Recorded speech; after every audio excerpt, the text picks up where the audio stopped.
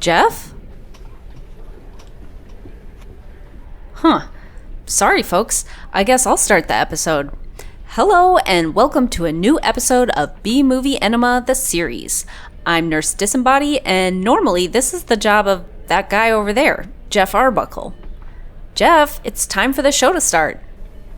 Huh? Oh, sorry. Do we need to do the intro? Already took care of it. Oh, well, excellent. Good job, nurse. What are you doing over there?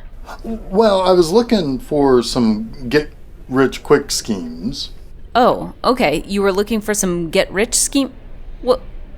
Why? Well, you know, that's my thing, nurse. It is? Oh, yeah. How many episodes have we had on this show where I'm, looking for some get-rich-quick schemes, and sometimes they work out okay, but sometimes, makes us lose everything, and sometimes creates a monkey's paw thing that has, like horrific consequences. You've never done anything like that. Oh, sure I have. Whatever. I guess this is what we're doing this week, so find anything? Yeah, check it out. There's this essay contest that I could try to enter. An essay contest? What do you have to write about? It doesn't really say specifically. I mean, it says something about family, but I think I can probably write something about, I don't know, the Fast and Furious or something. I'm not so sure this is entirely on the up and up. Oh, no. I mean, it looks like this contest is being sponsored by a real organization. Not that. Your plan. Your plan doesn't seem entirely on the up and up. See, we're doing the typical episode thing with me trying to find a get-rich-quick scheme, and now that's what I call B-Movie Enema. Ugh. Oh, check it out. It looks like we have this week's movie, too. Thank God. Wait, what was that? I said thank God as in, thank God we don't have to do this stupid get-rich-quick scheme shtick anymore. Oh, quit being a sourpuss. What movie did we get? Well, what do you know? It's a movie that kind of ties into my scheming. Oh, that's where we were going with all this nonsense? Well, this week we're watching 1944 exploitation film, I Accuse My Parents. J'accuse! Close enough, but I'm positive this movie and that classic open letter of anti-Semitism claims against the president of France at the end of the 19th century is surely interconnected somehow. No, I Accuse My Parents was one of those classic scare films of the 40s and 50s that dealt with juvenile delinquency. Of course, not that long ago we looked at Girl Gang, which was also one of these films which dealt with drug use, and I'm not too sure that many films in the 40s that had delinquents in it dealt as much with drugs as the 30s and 50s and 60s did, but I'd say that movies that dealt with teens in this nature were along the lines of cautionary tales, at least. It's all meant to scare parents into raising their children the right way, whatever that means. Like maybe keeping an eye on them? Making sure they don't touch everything in a store with their sticky, gooey fingers, and making sure they shut the hell up in the movie theaters? Yeah, maybe something like that. There is a term that I think is a little bit more of a larger subset of exploitation subgenre called teensploitation. Now, while that term was much more popular to describe the coming-of-age in comedies starring teen characters in the 80s, most definitely there were a lot of films, especially in the 50s, that featured rebellious kids. And the reason why I think this was a little more popular in the 50s was probably because teens started driving themselves and would go on dates with their best gals to the drive-in where they would fumble around bra straps and play grab ass. Ugh, we've all been there, haven't we, girls? Now, before that, I think you could argue that these cautionary exploitation films were aimed at adults and parents. If you don't raise your kid to be respectful and care about the authority and staying on the straight and narrow, well, they will instantly get wrapped up in ne'er-do-well behavior. We have definitely been there, Jeff. Let's not forget we have a dead member of my girl gang sort of haphazardly buried out back.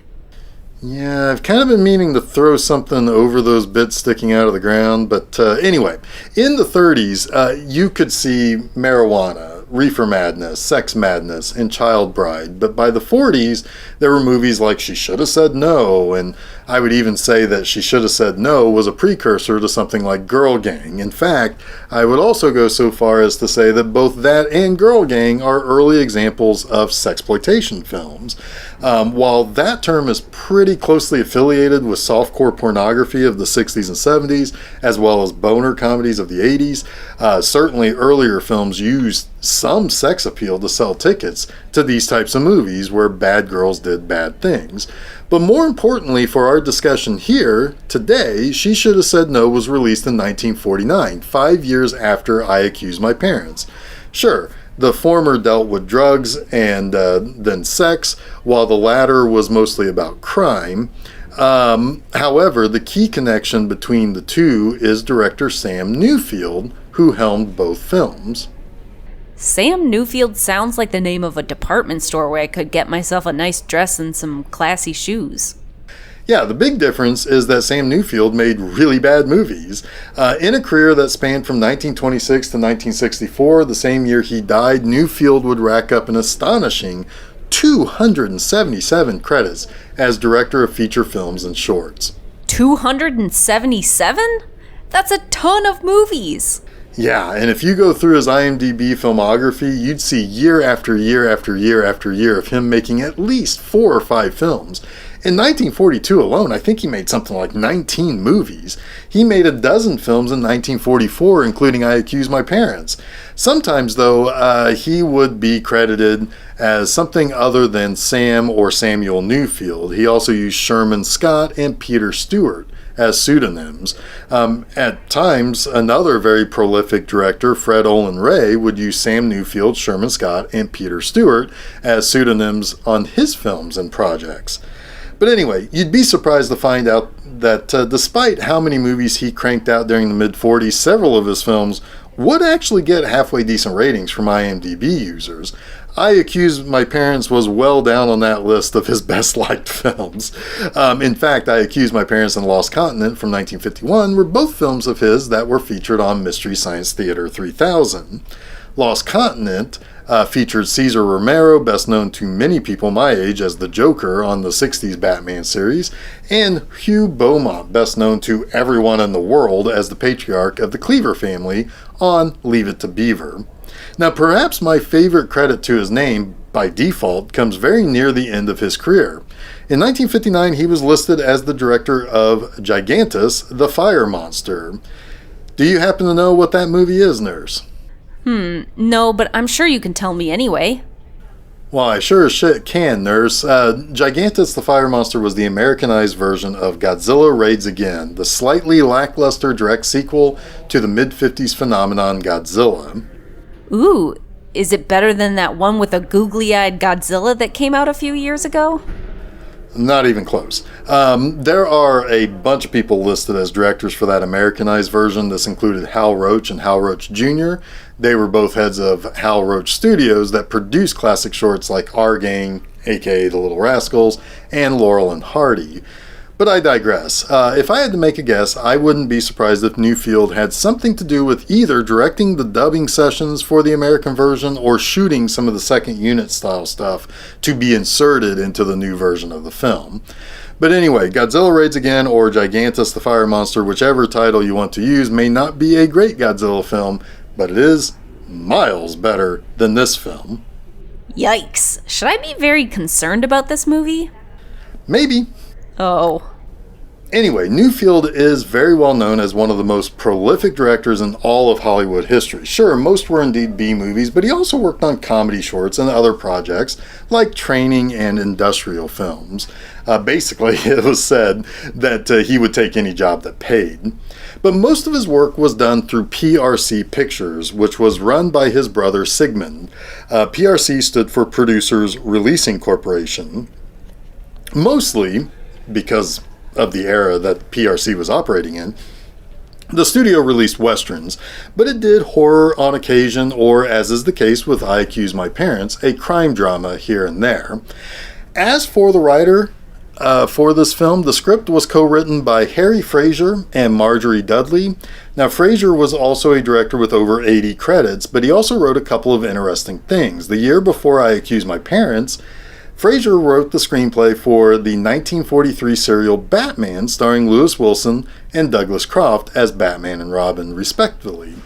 A year later, the same year as I Accuse My Parents, Fraser supplied the script for the 1944 Captain America serial through Republic Pictures, starring Dick Purcell as Captain America.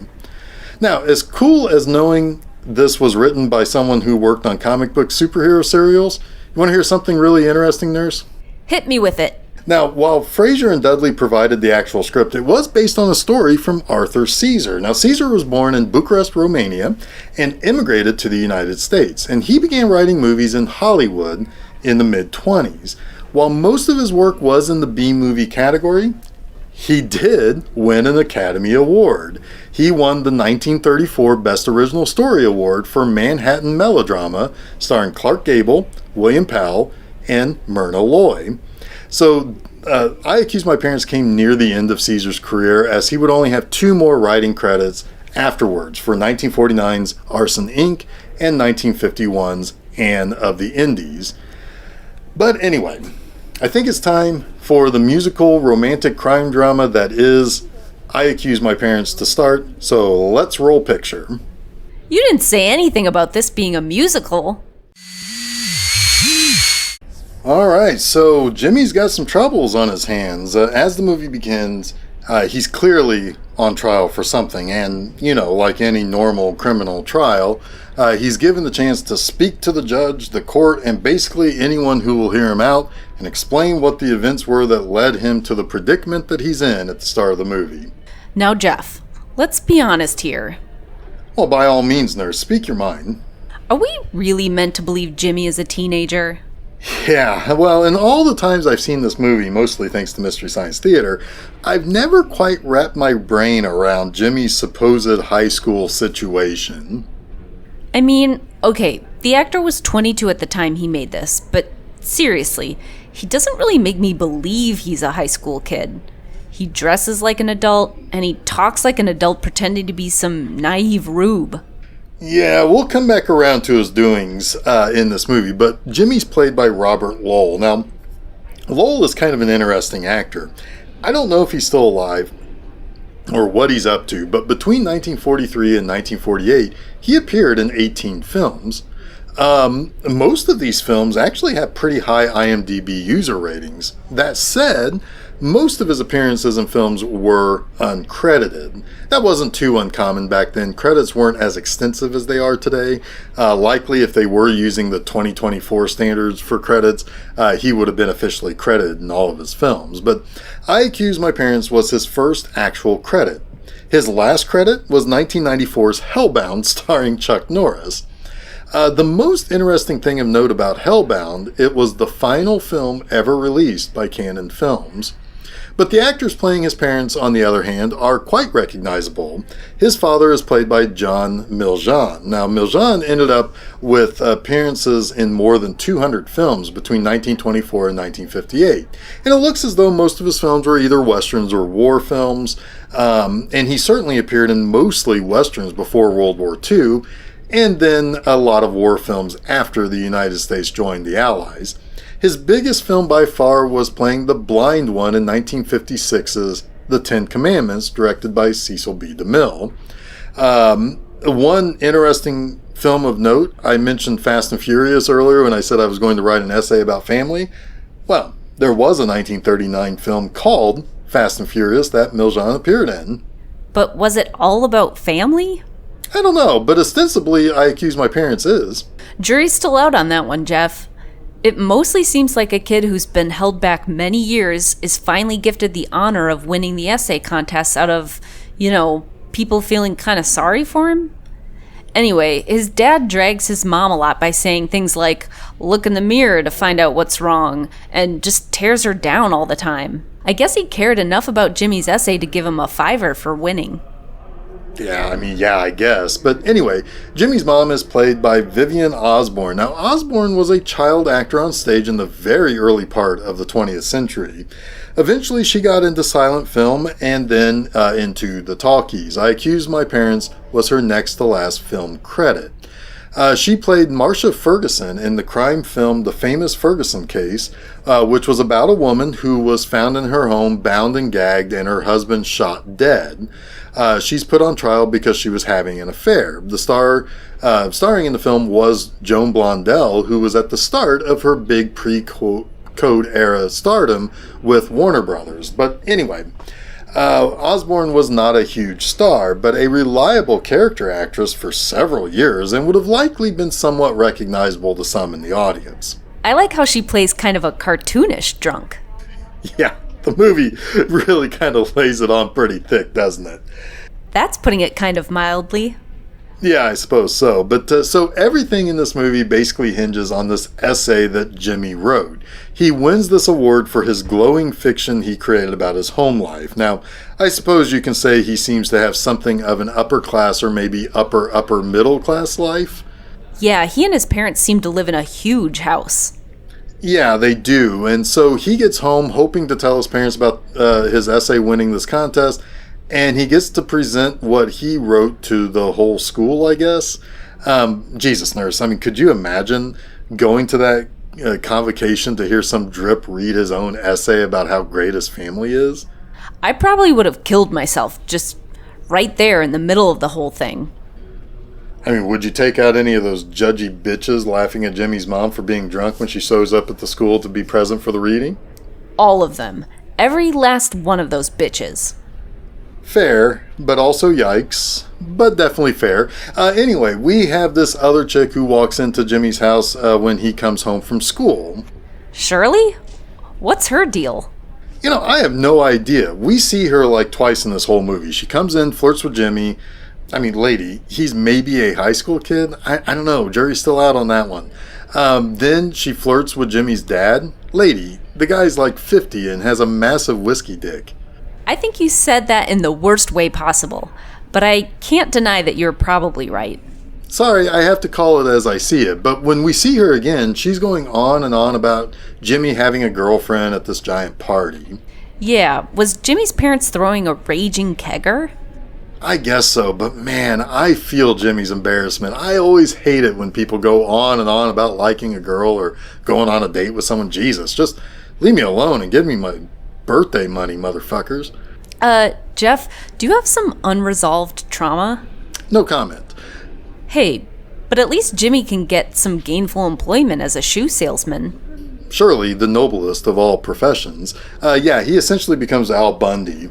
But right away, he gets to help Kitty Reed. Now, we'll talk more about her in the next segment, but Jimmy apparently has a thing for feet because he instantly agrees to deliver her shoes to her after he gets off from work, and then ends up giving the pair of shoes to her for being his first customer. Yeah, of course that's what you do. You get a job as a salesman, you're supposed to just give your first customer the thing you sell and pay for it yourself? Yeah, I mean, I figured it would be like that thing where businesses hang up a dollar bill from their first sale, except for Jimmy. He's got a creepy stealth Polaroid of Kitty's feet hanging on his wall back at home. Good God, Jeff, that's disturbing. Yeah, I suppose so, but Jimmy's definitely a freak.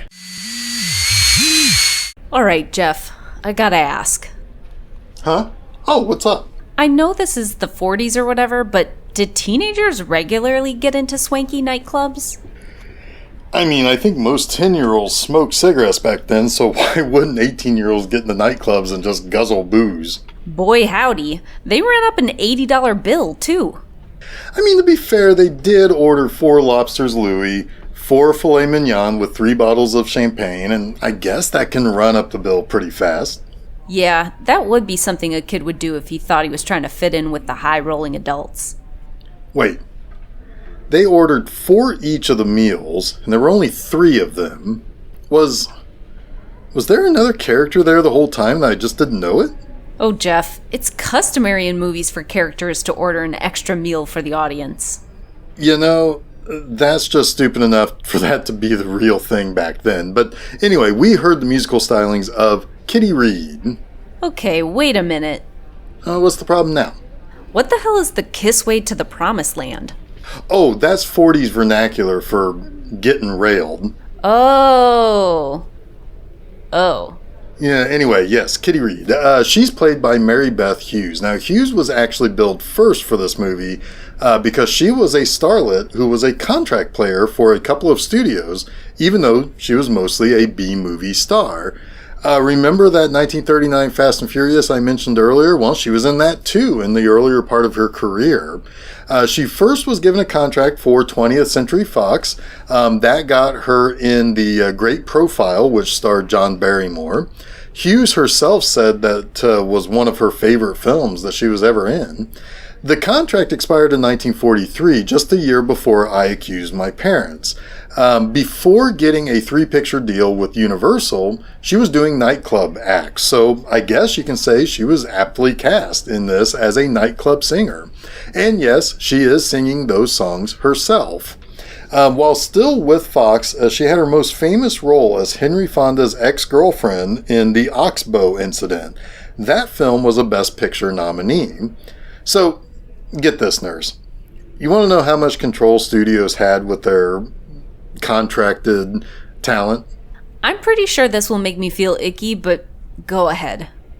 Well, she was often sent on studio-appointed dates with actors. When she had her original MGM contract, she was seen with actors like Lou Ayres, Mickey Rooney, and James Stewart.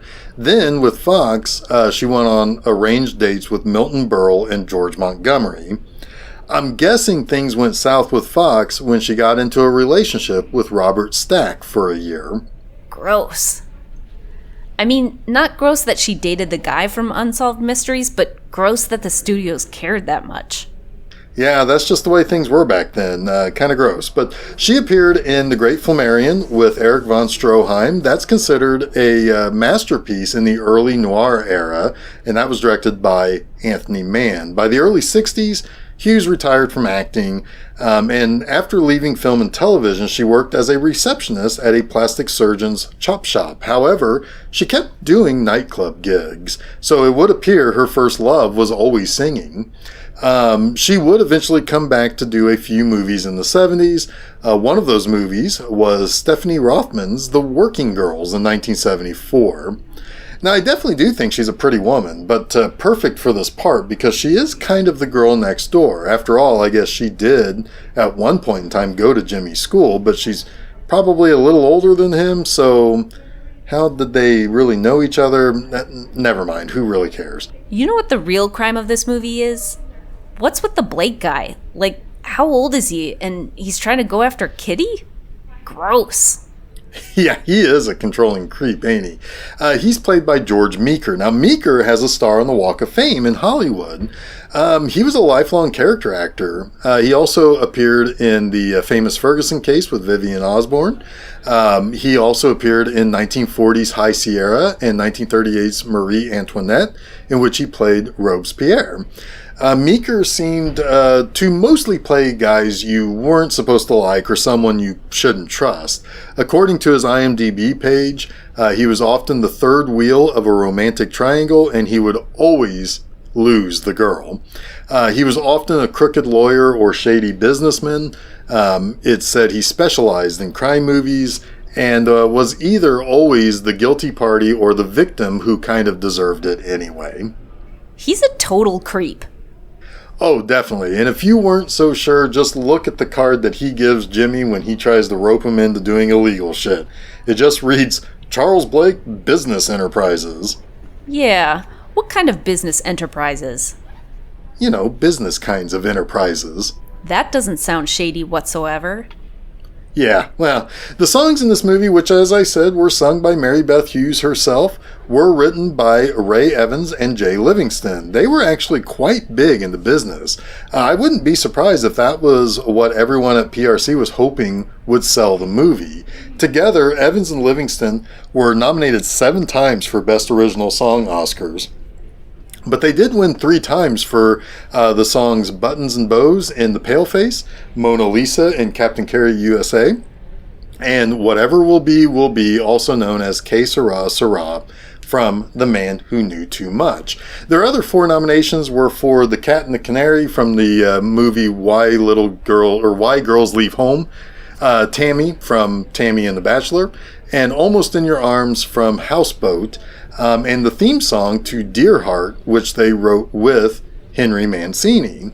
So, yeah, I mean, of all the things about I Accuse My Parents, I would say Ray Evans and Jay Livingston would definitely be the names that would be most appreciated in the cast and crew. They also share a star on the Walk of Fame as well. At least the songs are catchy in this. You know, that is definitely true. I have no notes for the movie when it comes to the songs that Mary Beth Hughes sings. But let's get to the exciting conclusion of I Accuse My Parents and bring this bad boy in for a landing. And so the judge looks directly at us and warns us of the potential delinquency of children who are raised improperly.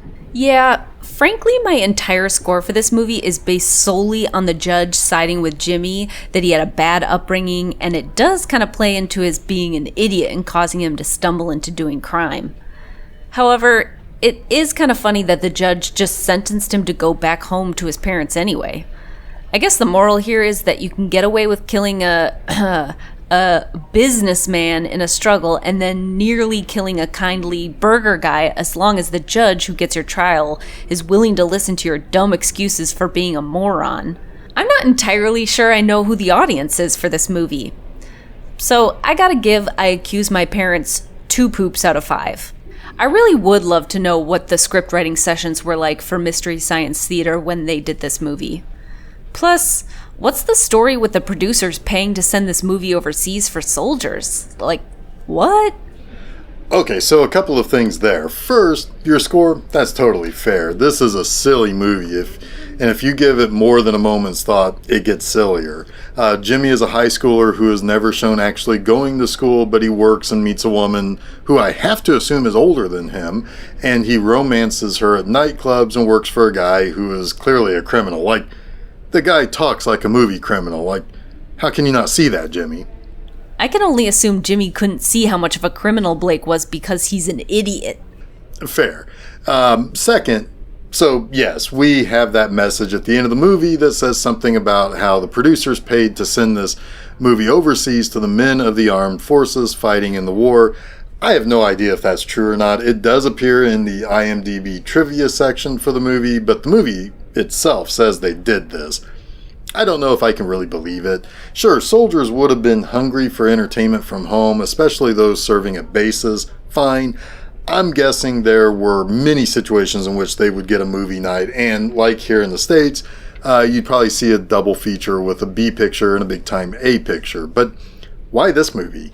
It doesn't make much sense to me that this movie would be liked for anything other than Mary Beth Hughes.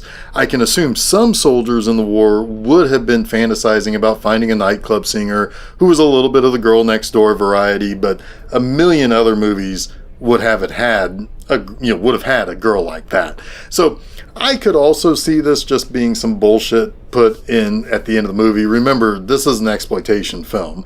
That could also mean making claims that aren't really true, but not offensive to say. As the war raged on, there were, of course, would have been patriotic and nationalistic and jingoistic fervor. So why not say you were sending this movie over to the boys in the war? Maybe it was a way to make sure no one leaves the theater just hating the movie outright. Well, it didn't make me feel like I wanted to like the movie more. Hey, that's fine. They can't all be winners. However, I do have 2 final people to talk about in this movie. The judge who tells us to raise our kids right, or they will become crazed, bloodthirsty criminals.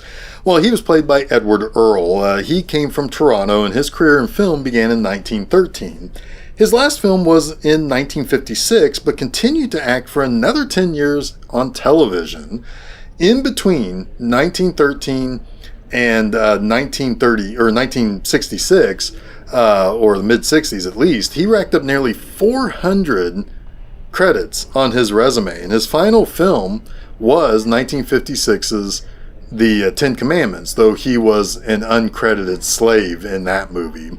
The kindly burger man who treats Jimmy to a free sandwich and gives him something of a decent home and something that looks like a traditional father figure was played by George Lloyd. Lloyd appeared in over 250 films and television shows in his career that spanned from 1934 to 1956.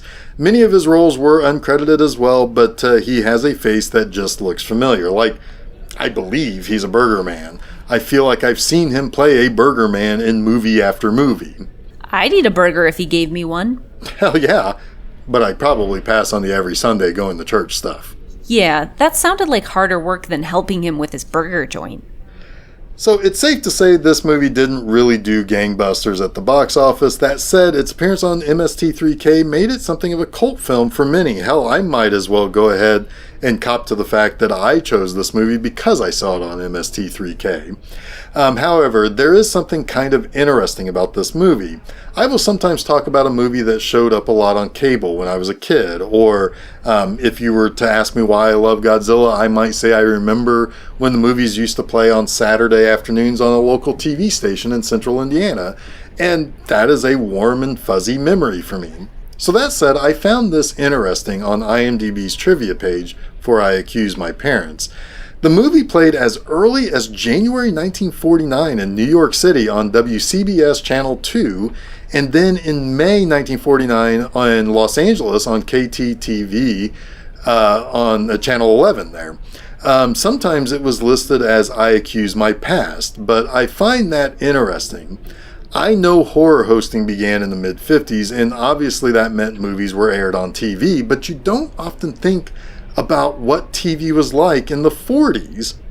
I wouldn't have often thought that whole movies played that early on TV, but I have no reason not to think that was a possibility.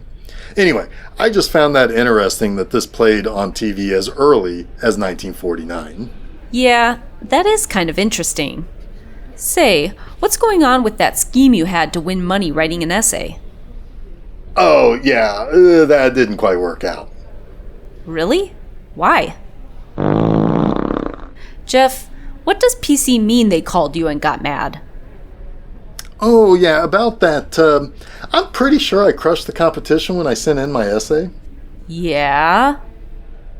Well, I mean, the organization called me and weren't too pleased when they found out that I was the one who actually wrote the essay. Why? Wouldn't they want to talk to the person who actually wrote the essay? Well, sure. What? It's a contest for elementary school kids? Poop shoot, you weren't supposed to tell her that. Jeff, you were trying to win a competition against children to get money? Yeah, well... Well, what? Well, I mean, I didn't know that there was a cash prize. I just assumed the use of the word contest explicitly implied there would be a cash prize. That doesn't help your case. You still would have been taking money in a competition meant for children. Yeah, I mean, I suppose so, but I have been making some extra money. How? And doesn't involve stealing from children? Well, I don't think so. I mean, a guy just gave me his card and it said, Johnny Businessman, Enterprises, and told me to call if I wanted to make some extra pocket cash. Jeff, is Johnny Businessman a criminal kingpin? I don't know. I mean, probably. See you next week, everyone.